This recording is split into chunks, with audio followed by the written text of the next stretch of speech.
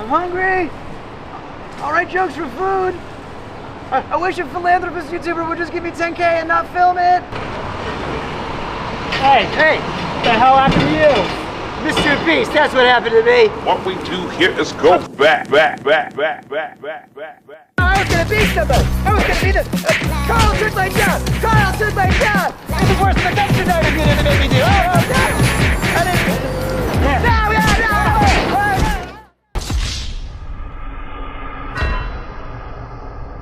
Okay, content cop from Temu back at it again. So just before I get into my interrogation with former MrBeast employee Jake Weddle, a lot has happened since my last video. After posting like hundreds of messages from former MrBeast employees, and I had them all like send proof of former employment. You know, just people showing their support or telling their stories of you know, fake videos or unsafe practices, you know, toxic workplace, stuff like that.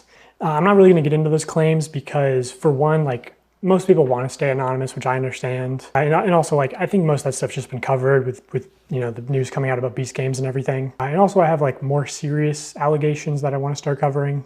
Also, I heard from a very credible source that MrBeast has been sitting on a response to part 1 because he was worried if he posted it, I would instantly respond with part 2, you know, like this is Kids Bop, Kendrick Lamar versus Drake. Also, I know MrBeast's secret CEO has been practically like harassing my people on, you know, hey, what's in part 2? What does he know?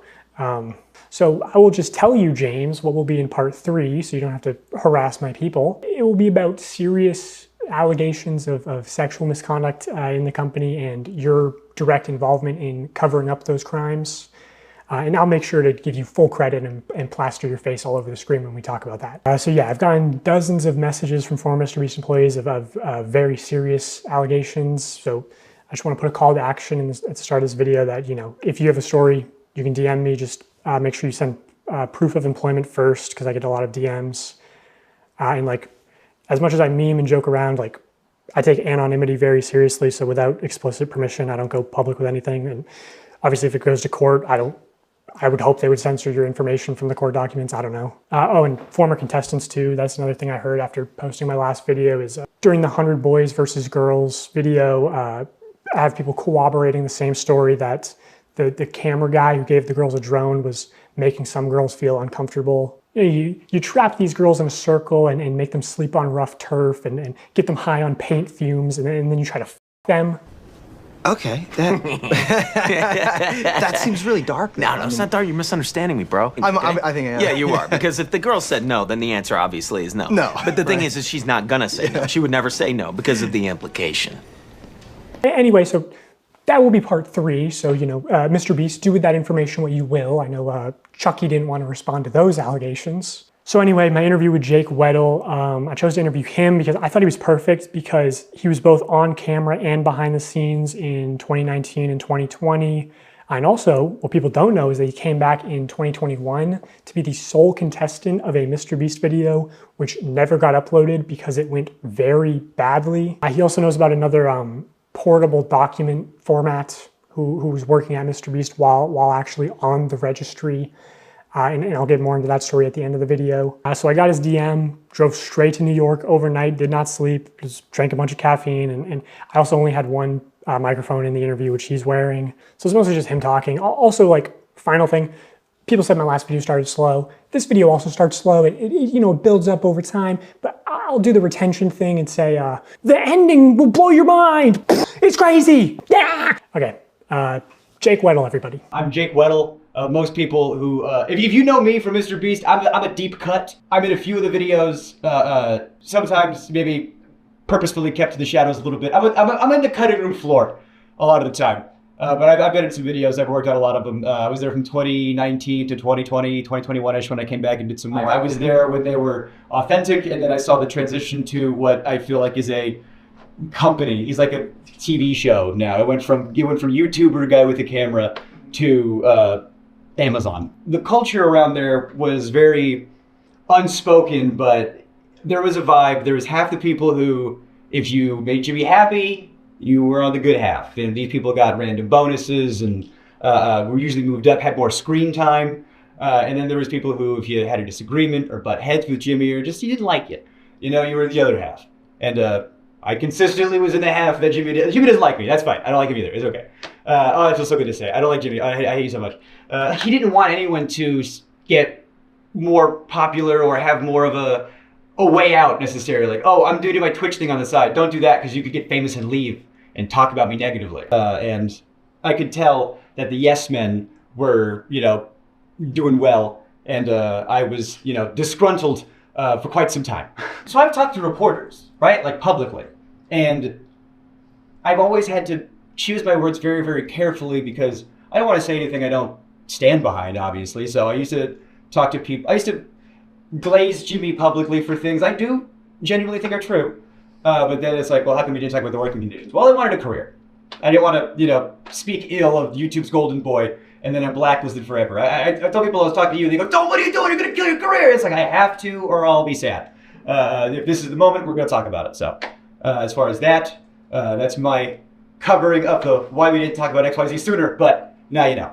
What would you say is the fakest video that you worked on while you were there? Fakest video that I worked on while I was there. This is the extent of the fakeness that I was involved to. This is admitting to my complicity. I was a writer there, and we were working on a video, crushing my friend's car with a rock or meteor or something. It was a rock or a meteor in the title of it. I can't remember, but he wanted to do a prank where, unbeknownst to the person, he takes a rock, crushes their car, and they're supposed to think a rock came out of space. We're gonna take a meteor and we're gonna put it on Weddle's car. We're gonna take another meteor and put it on Marcus's car. Both of them have no idea that we're doing this. Weddle and Marcus are probably shocked. They had no idea. And so that was the one and only time I had to, my car? What? And on the fly, I saw him, because Marcus was in that video. So Marcus is calling his mom. Marcus genuinely had no idea. He genuinely had no idea. But so Marcus is calling his mom, and his mom's freaking out. And I'm like, oh no, they're gonna call my mom next. So I had to text my mom, who had to beg to get the title very quickly. Now I'm texting my mom, I go, "Mom, I'm about to call you about the meteor thing. You have no idea? Be surprised." And then I hit send, and then they go, "Call your mom now." And I call my mom and I tell her, and oh, she should have got the Oscar. Oh my God, on the fly, she goes, "What? I'm on vacation." Mom, my car has been destroyed. Wait, what? A meteor hit it. Jacob, I'm on vacation. Do you understand? Yeah, I did that video, and they're supposed to give me $10K to put a down payment on a new car, and they wanted me to get like a big flashy new car. $10K was supposed to be a down payment. And I can't afford a big flashy new car because I work at MrBeast. So I couldn't get anything I couldn't afford the taxes on. I couldn't get anything I couldn't afford the insurance on. So I do my part of the video, and I get a mom van that I could afford. And Jimmy was like, "Why didn't you get a cooler car?" I was like, I can't afford that, bro. Come on, what are you talking about? If I was working on a TV show in the 90s, on a show that was a quarter as successful, I could retire today. But now I make dog shit pay, making gajillionaires more money. And I just walked into the writer's room, and that's one of the reasons why I left, was because I just walked in there and asked for not necessarily a gajillion dollars, but maybe a salary that was more proportional to the work I was doing, given how much revenue that work was doing. And then, you know, I talked about that, and I talked about the Writers Guild and how this is what Writers Guild industry standard is for the streaming internet content with ads. I thought that was the closest thing to YouTube, and I didn't even bring up residuals, because oh my God, if I got residuals for every video I worked on, boy howdy, I could retire. But yeah, the other thing I talked about was there was another writer there, older comic, black guy. He had a kid, and I got paid more than him, and I thought that was wild because he was older than me, had a child. We're doing the exact same job, and I'm some 20-year-old fuckhead white guy. Why am I getting paid more than him? I brought that up, and one of the things I didn't like about the way some of the Beast stuff shook out was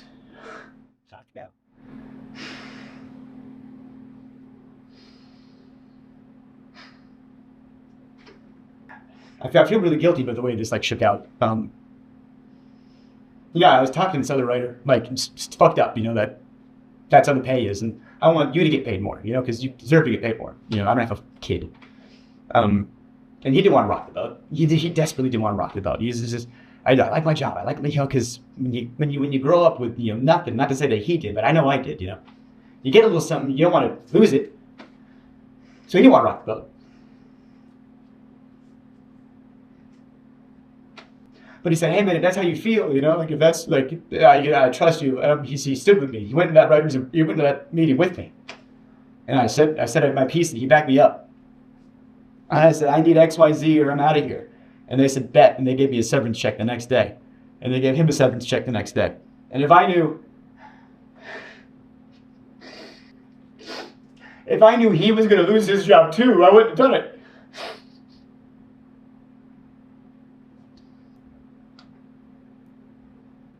Me, I was over the moon. I was like, you're going to give me a check and I get to leave?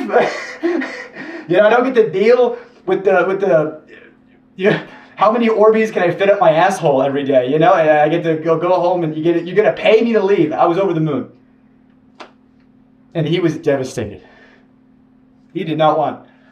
I said, he just wanted to be in the room, you know? And I really regret that.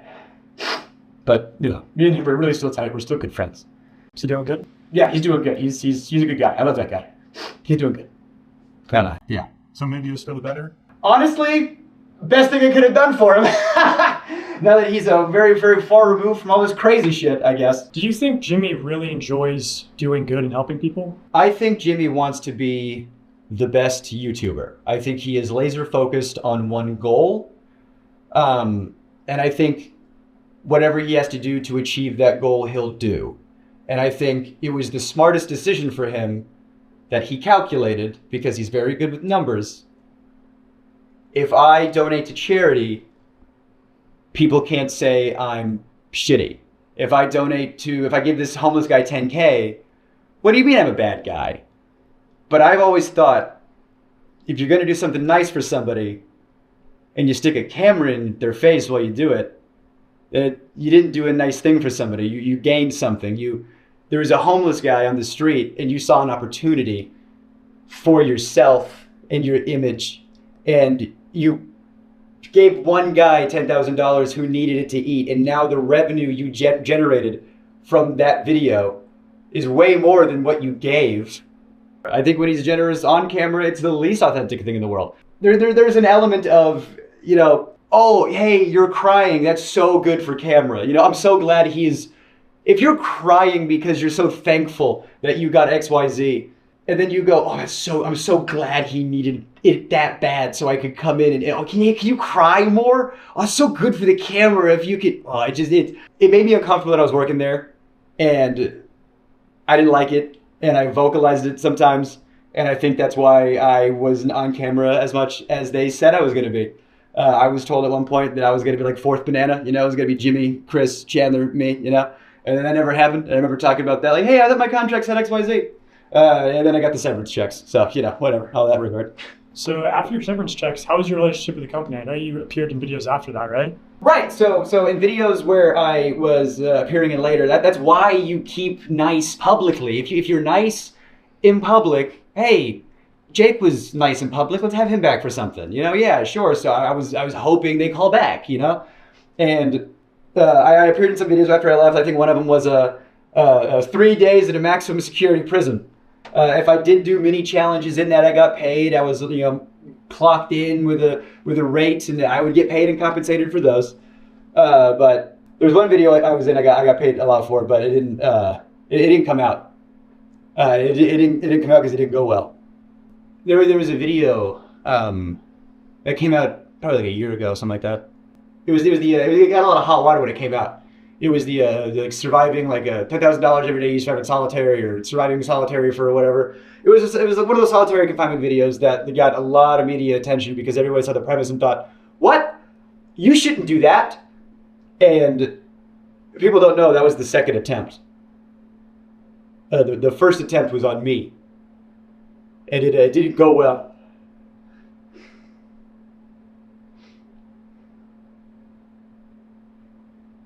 I was already planning on moving to New York, and I had worked at a couple of YouTube companies after Beast, and I had a little bit of change in my pocket. You know, the most change I had in my pocket ever. You know, small potatoes, you know, compared to Beast bullshit. But you know, I thought I had enough to move to New York or whatever. And I get a call from somebody over there, and they go, "Hey, they want you for a video." I was like, "Oh, amazing, great, cool, thank God." What's the video? And they tell me the pitch. And they try to make the pitch sound like it's going to be like a walk in the park. The pitch is 100 days in solitary confinement. But don't worry, like you only have to last like 30. We have like a video. They're pitching it like at first it's going to be like a luxury vacation. You're going to have like a hot tub and an ice cream machine. And like part of the video is going to be you deciding like, what items am I going to get rid of, today? And it's like the choice. They were like, it's only going to be bad for you to last like 5 days tops when you have like nothing left. You're the first, it's going to be like a breeze for most of it. And by the end of it, after 30 days, you're going to get $300,000 because it's $10,000 a day. And I don't know, man. I grew up poor in North Carolina. I said, excuse me? I'll dance for you if you put that kind of money in my face, sure. They were like, you're going to be locked in this room, and we got to make sure you're on all the time. We're going to have cameras on you all the time, and you're perfect for this because you never shut the fuck up. On paper, I was like, okay, I can do this, and they always cut me out of the videos. They always, and I was, editors have told me that it's because you have too much of a personality. And so with this video, I thought, this is perfect.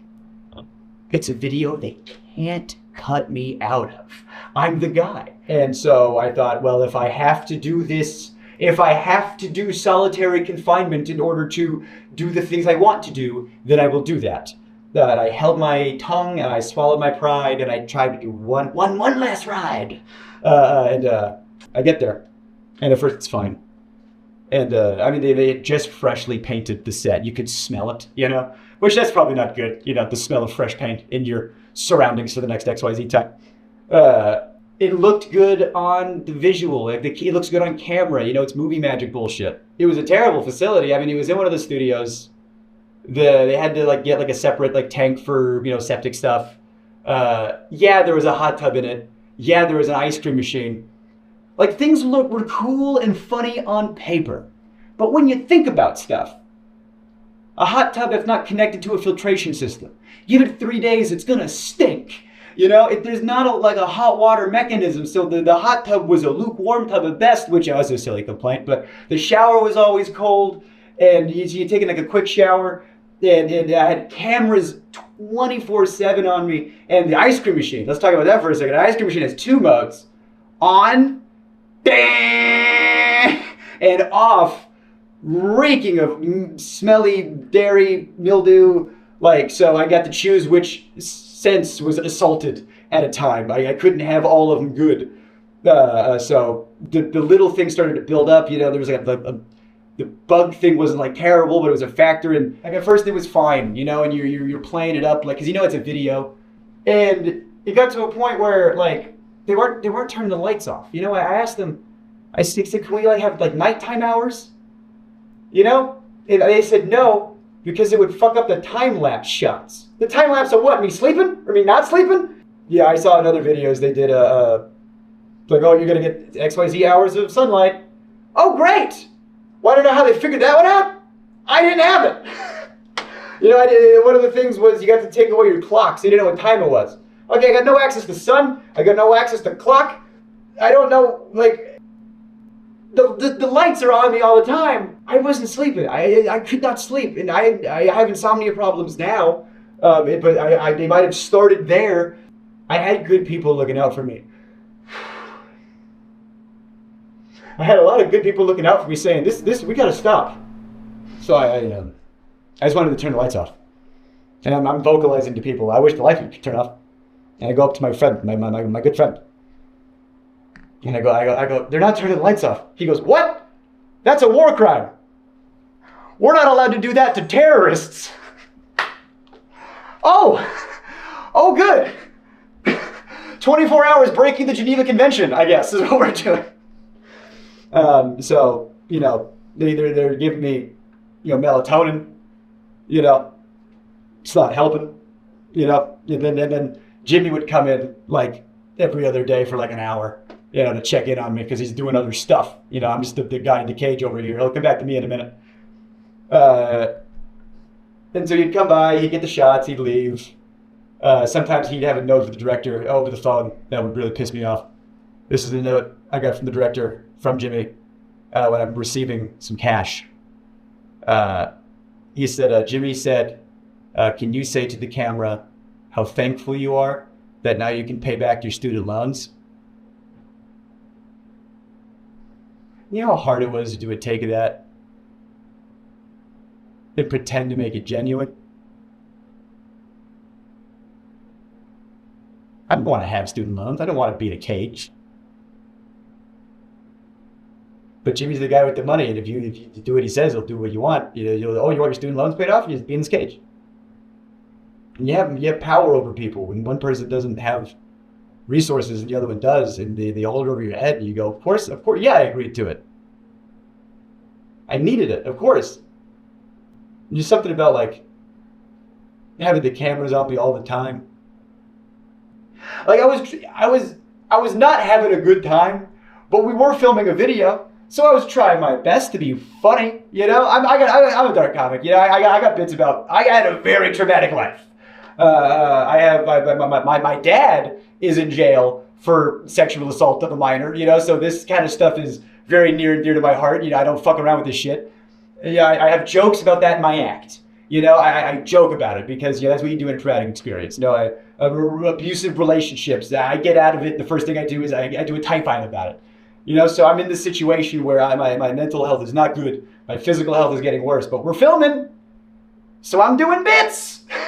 I'm talking to the camera.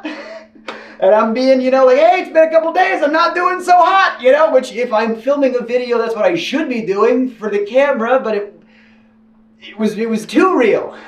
If they're faking videos, why couldn't we fake this one? If we're allowed to let these cast members have some time off of this difficult challenge, how come we couldn't turn the lights off? How come we couldn't maybe not have some time-lapse footage for 10 seconds? Did you try to get out? Yes! I was starting to calculate, I don't know if I could do 30. How much can I, how can I manage to get out of here sooner and still have a video and still have some cash and get the plug, man. I did. Since we're doing time-lapse shots and since they insisted on time-lapse shots, I said, all right, we're going to do time-lapse shots, bet. I put my YouTube on with the whiteboard they gave me. And I was like, all right, yeah, go ahead and scrub that footage. You got that whiteboard. Oh no, either that goes in or this footage is unusable. And then, James Warren came in and erased it. Don't put that. Hey, we can torture him. Don't you dare let him get a plug in there.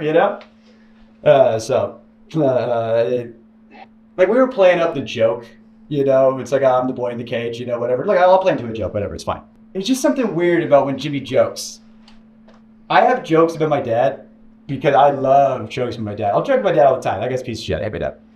But I have friends that make fun of my dad. That's fine, because I know their intent. I know where they're coming from. When Jimmy joked with my dad, and I said that to seem weird. I don't like it. We were doing one of those hide and seek videos. Again, at the time, they were a lot realer. So I got caught. And when you get caught, you go to the place where you get caught. And I don't know if there's footage of this. I don't know if, I definitely didn't make the final cut. But he says to me, all right, you're going to jail, like your dad. And it's a joke. But when my friends do it, it's fine. And Jimmy just wasn't my friend. He was my boss. And that wasn't cool. And so now, I'm locked in a cage at his whim. And I have to do things to get the cash I need to live. And I got these cameras on me all the time. And I was unwell. I had editors coming up to me saying, "You good, bud?" And I was like, "Yeah, why? You're clearly unwell." And he goes, well, because the footage you're sending in is haunting. Because I'm trying to be funny, but I am mentally decaying, so I'm doing bits. Someone said there is a horror cut of a video in this. And I'm thinking, who's watching this? Who wants to see this? What is fun about this, the video? And so the thing that made me I gotta get out. I can't do another day in a year. Jimmy comes in and I'm asleep. I don't know what time it is. I don't know, it's like 2 or 3 or whatever. He's like, why is he sleeping? I don't know, because I can't sleep. And he comes in, he wakes me up. And he goes, ask me why I have 2 briefcases. And I'm like, why do you have 2 briefcases? And he goes, oh, because this one's for today, you know, and this one's for the challenge. And I go, what's the challenge today? He goes, you're gonna run a marathon. You're gonna do the 22.6K, whatever it is. And you're gonna do it on that treadmill over there. The first challenge I did was a Rubik's Cube, and I'm dyslexic, I'm dumb. I don't know how to do a Rubik's Cube. So your first challenge, Rubik's Cube. I was like, oh, I don't want to do it. I was like, on camera, I don't want to do it. He goes, just do it for the thing, my kid, you know? Like, there was an element of, oh, Jake will do what we want because he's in-house. You know, that's one of the reasons why they got me. Jake's, he's an inside guy, so he'll do whatever. We can push him a little extra hard because we know he's good. We know he's... I couldn't say no to the treadmill thing. Yeah. So I people who run marathons train forever, and it's still hard. Again, writer.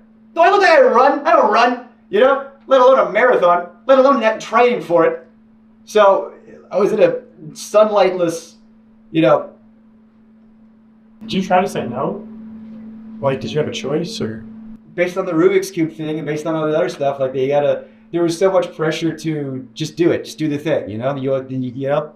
And if I refuse, it's just, oh, that's the whole video. I guess the budget's, you know, so much money up in flames because Jake said he wouldn't want to do the thing. And so I wanted to be a good sport, and I wanted to get the boost, and I wanted the cash, and so I started running at 12. I was able to take some breaks, and I asked him, how long do I have? He goes, until I get back. And I'm running until 3 a.m. I got off the treadmill. Oh, the blisters I had on my feet were like, you wouldn't believe, just all over, just these big red. I couldn't walk. My muscles were like just the lactic acid. I got off the treadmill, and then the people that came in to like ice my feet, you know, make sure I was good. Then that's when I was like, I'm done. I can't. I'm done. I'm out. I'm out. And that's when I get psych in and talk to the psych about how I'm not well. And like I said, there was a lot of good people over there that was saying, you got to pull him out. Yeah, I had friends that did some freelance work. And they would tell me, they'd be like, yeah, everyone knows you over there. Everybody loves you. They go, oh, Jake Weddle, love that guy. Shame what happened to him. Like I'm a ghost. And I asked him, I said, how much longer are you guys going to keep me in here? And the guy goes, realistically, like at least 7 more days? No. And they didn't let me leave right away either. They wanted to make sure, everything was fine. So I just, slept for a while. They turned the lights off. And it's like they brought in all my friends, to make it.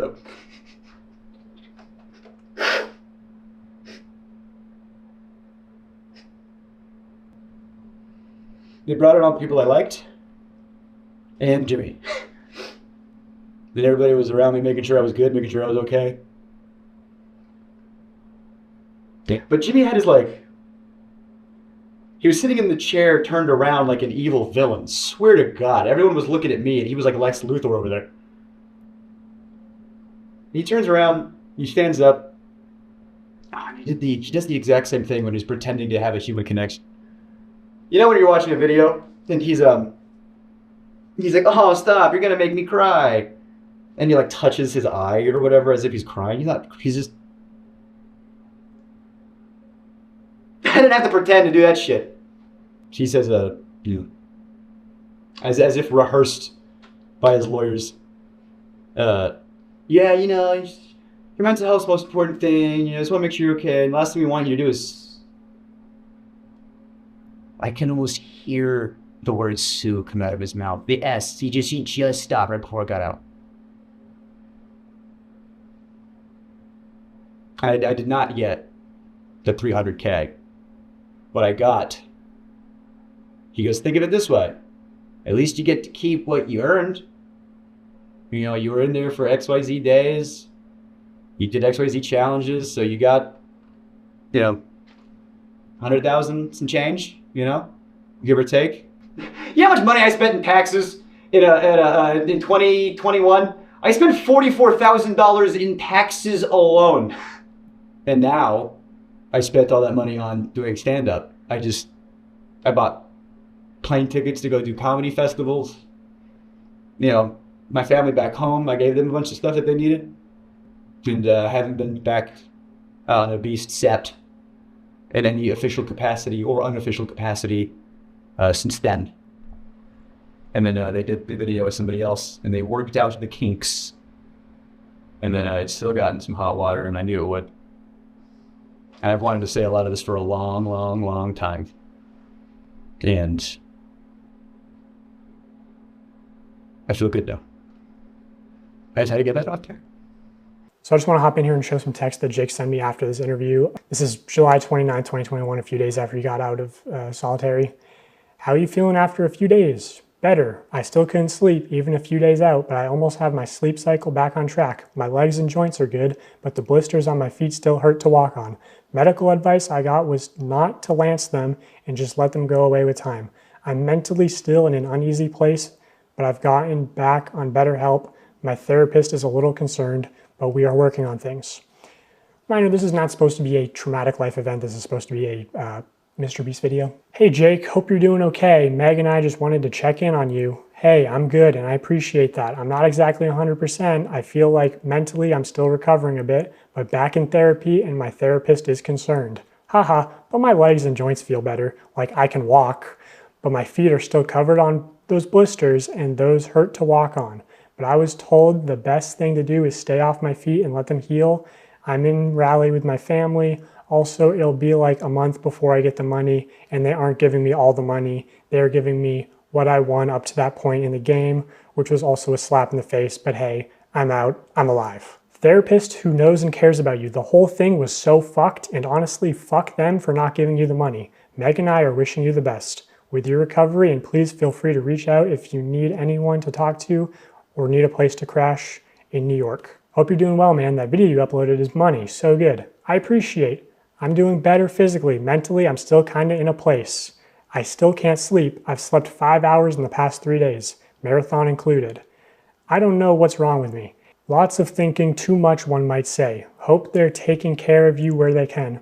I mean, I was kind of shocked they didn't pay me for the full 25, 30 days. They paid me what I made up to that point.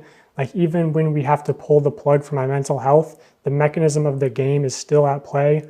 I'm just happy to be out. I still can't walk well, but it hurts less. And like, I'm not famous enough to burn a bridge. So at the end of the day, I'm still Jimmy's bitch. Like if I was Carl and he did that to me, I'd ruin him. And they want to do it again. That could be your leverage. If the guy breaks down also, 2 is better than 1. Yeah, right. I told them everything they did to me that they can't do again in order to make sure the other person doesn't break down as fast.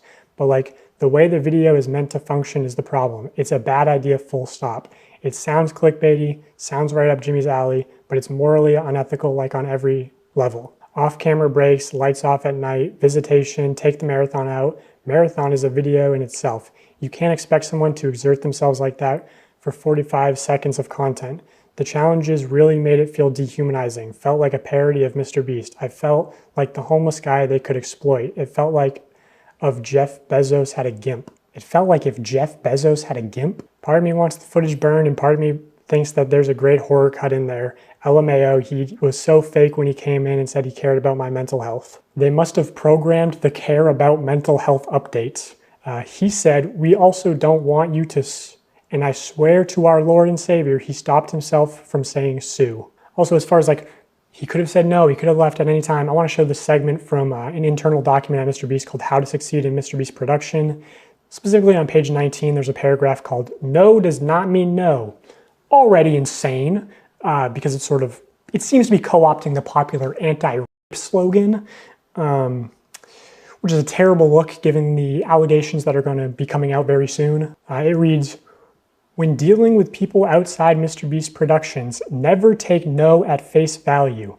If we need a store to buy everything inside of, and you can call the local Dollar Tree, and the person that answers says, no, you can't film here, that literally doesn't mean shit. Talk to other employees and see if they are fans or if any have kids that are fans. Try talking to their boss's boss. Have me DM them on Twitter and try their social team. If all avenues are exhausted and you are left with a no, that doesn't mean don't try the other Dollar Trees, because the manager of those could be huge fans and willing to bend the rules. Basically what I'm trying to convey is what we call pushing through no. Don't stop because one person told you no. Stop when all conceivable options are exhausted. This is one of many tools that when combined dramatically improve your probability of success when producing here. So yeah, this idea of like pushing through no's is a big component to working at MrBeast.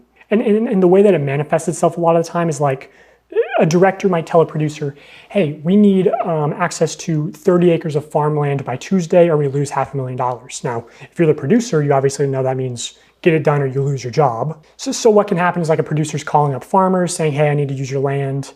And the farmer might be like, okay, but you know, I have animals, you can't be making really loud noises, no pyrotechnics, and you got to clean everything up. So the producer's sort of incentivized to lie and say, or maybe the producer doesn't even actually know the total contents of the video, right? Things changed last second.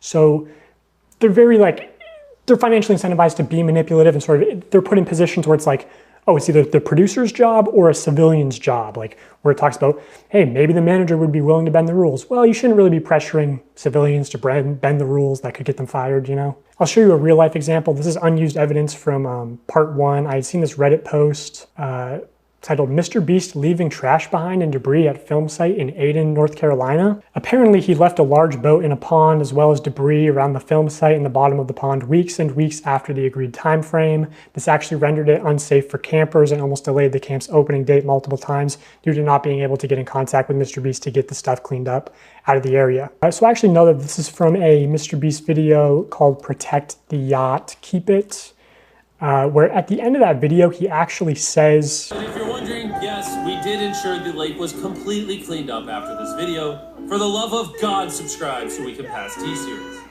Yeah, so he says at the end of the video that they made sure it was cleaned up. I was actually on site for part of this production. I was at this camp.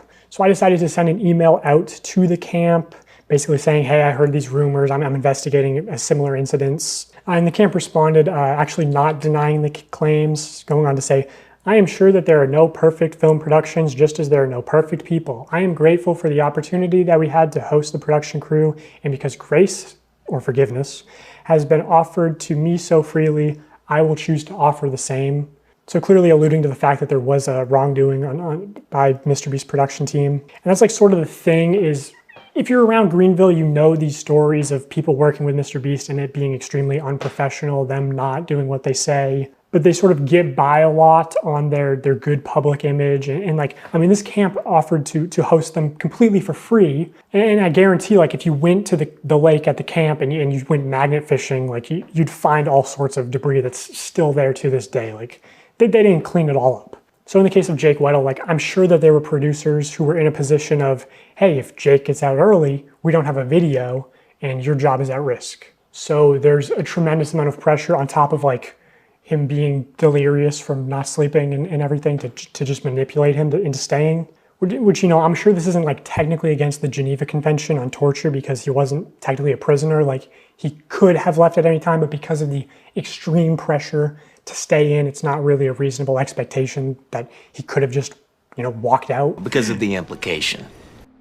I think Jimmy is a awkward kid who maybe, yeah, had it a little rough growing up. I can't speak on that, but I do have empathy for it because I, you know, had it rough growing up. And I think when you're hyper fixated on something, like I love stand-up, he loves YouTube, everyone, you know, fixates on a thing, you know. I think he just wanted to be the best YouTuber so bad, and because the industry's metrics, you know, rewarded some not great behavior, if you're just going on autopilot based on what the numbers say, you know, you can do some things that maybe aren't good, but reap reward. And I think Jimmy just did what the industry and maybe what the system that we have set up demanded. And he didn't care who got hurt. And I think Jimmy surrounded himself with really, really not so great people, and those people were the ones making the decisions. And I want to say, really important, there are so many good people that work at MrBeast who are damn good at their jobs. Like,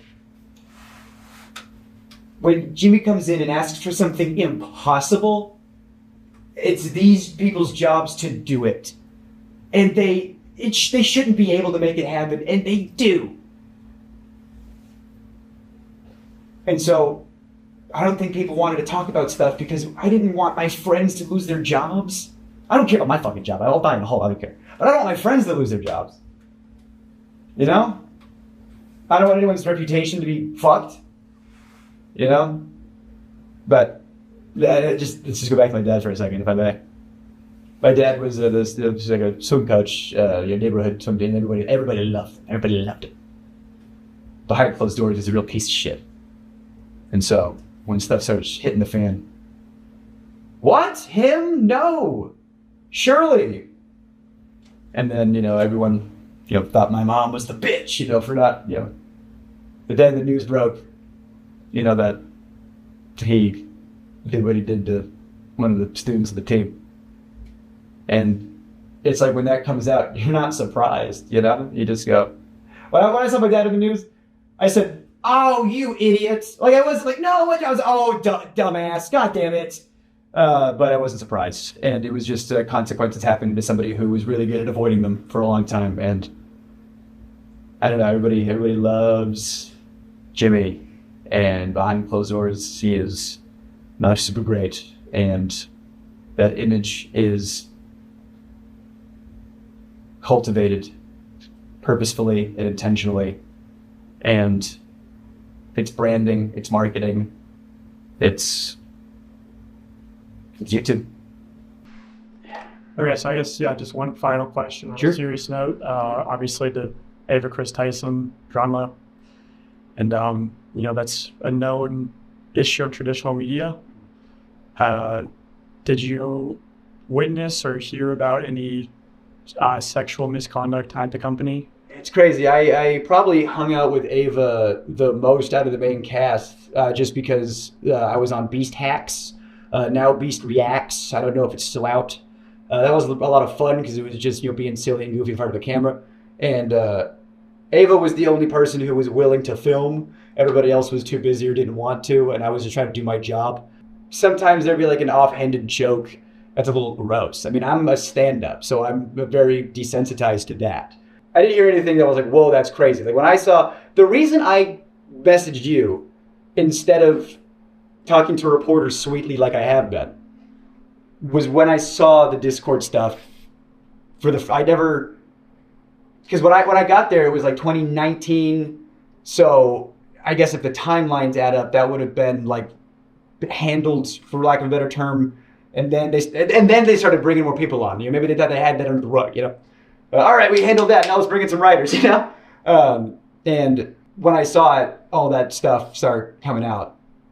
And the potentiality, as of this moment of recording, I know this has been happening fast and stuff has been coming out so fast.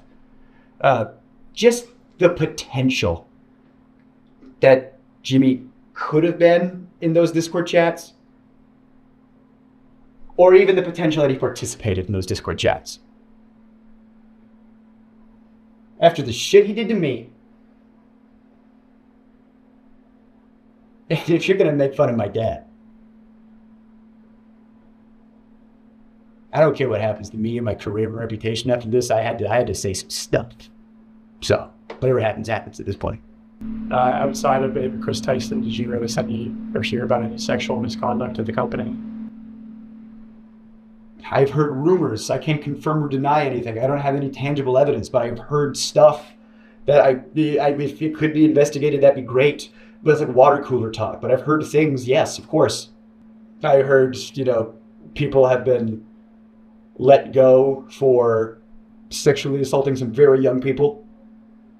The idea that Jimmy didn't know, or that Jimmy was covering stuff up. He didn't want stuff to come out. He's very careful about his image. The tangible proof that he knew but covered it up. How do you prove that, Well, there was a known sex offender, registered sex offender, convicted sex offender on the registry and everything who worked there. And like you can, you know, someone pees in public, you're on the registry, you know, you get it. You can still have a job after you're on the, that's one thing. You know, you go to prison, you get rehabilitated, that's one thing. You know, like if you do your time, that's fine. I think there should be rehabilitation in this country. But that guy, from what I hear, I can't confirm or deny, from what I hear, he's on the registry for doing some not great stuff to some underage people. And they knew that. And he's working at a channel that has underage people on and around and is targeted to underage people. And they covered up the fact that not only did he work there, but he was like the manager when it all started.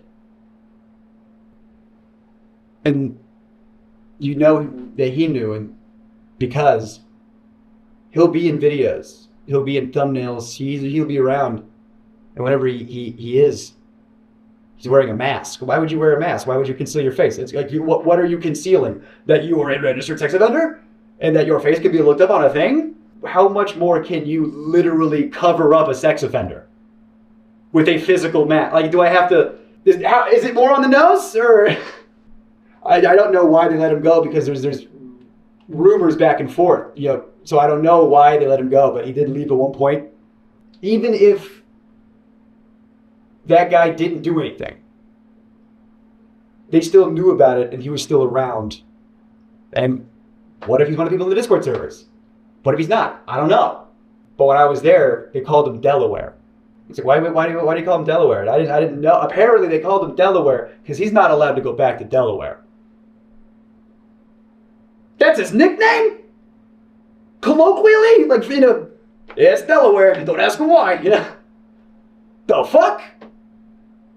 And Jimmy knew about it? The likelihood that he didn't know is astronomically low.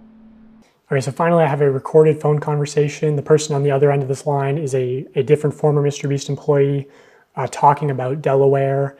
Also, apparently before this phone conversation got recorded, the person on the other end of the line said that the MrBeast team was actually trying to expunge Delaware's record off the registry, and that's what actually like sparked this person to start recording.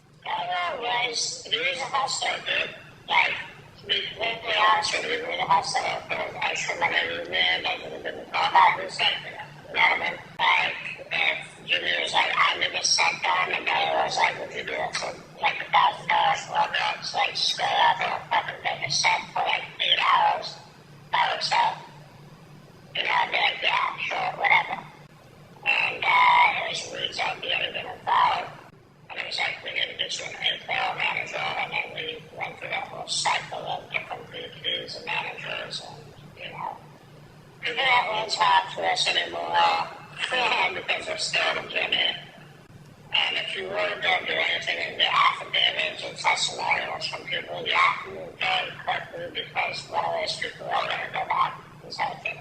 Okay, so Reed is MrBeast's former manager who was in the last video telling Jimmy, you know, hey, don't promote gambling to children. So, you know, I think Reed's taken 2 W's this month, you know, don't promote gambling to children and don't have offenders on payroll. Also, yeah, just from where I'm sitting, it seems extremely unlikely that Jimmy wouldn't know, but, you know, I know I'm sure that's the defense he'll go with, so I'll just say preemptively, like, you know, if somehow Jimmy didn't know about Delaware, I think it's still such an extreme level of negligence. Like, what, you're not doing background checks, everyone at your company knows, but somehow you don't know. I think that needs more of an explanation than just saying, I didn't know. Well, how didn't you know? How did this person get into the company and you know, a company that makes content for children and is around children? So yeah, Jimmy, I think we need an explanation from you or you know, your lawyers and PR people and representatives and spokespersons and on how you could have not known that there was an offender at a high level in your company. And while you're responding to that, why not just respond to the allegations of rigging contest videos and selling fake signatures, running illegal lotteries, you know, the dangerous conditions on the set of Beast games, you should address those too. So yeah, just let us know. Okay, that was my interview with former MrBeast employee Jake Weddle. I know he will be coming out with a longer cut of this interview as well as other content. So I just wanted to shout him out. Jake Weddle, top link in the description.